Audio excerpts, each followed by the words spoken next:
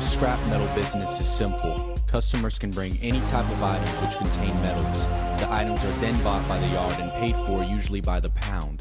The metals are stripped from the items and separated. The metals are then taken to a scrap metal broker and sold for a profit.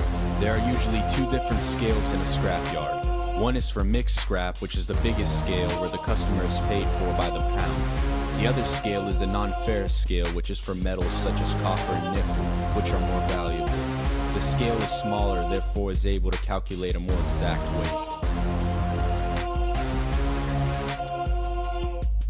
A special gun is used to tell you what metals are in the items. You got a gun that shoots the type of material that it is, and if it's iron, the magnet will show you that it's iron, but if it's aluminum, it won't split.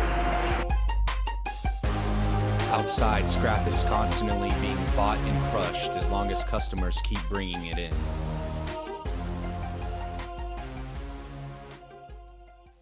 Many people make a living scavenging for scrap to sell at the yard. Sometimes they make it a full-time job, making scrap yards a valuable source of income to the community.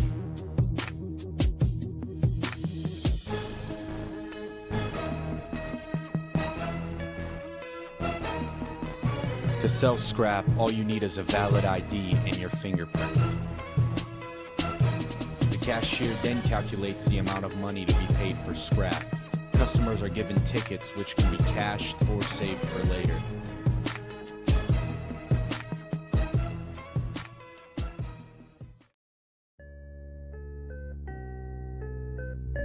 Items are often stolen, so it is vital to keep all customers registered.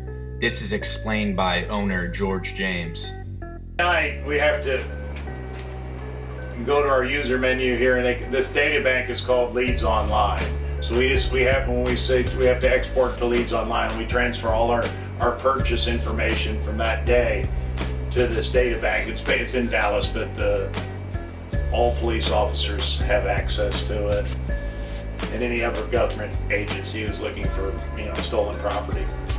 So we send that data up there and to the data bank, and they have that available to them as a tool to fight robbery.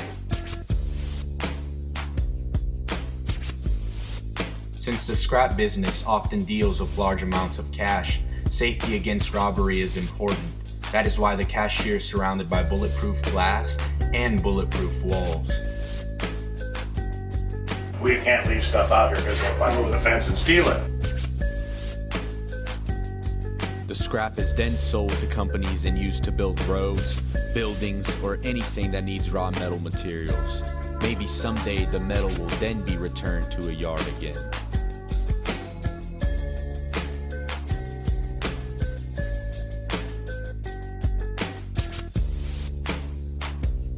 After the customer unloads it, or we unload it from the customer's vehicle, we normally don't separate out metal, which we call shred, which could be appliances, refrigerators, any microwaves, anything they bring over here basically that goes into the shred pile is immediately loaded into a roll-off container and is put on the truck and taken to the shredder.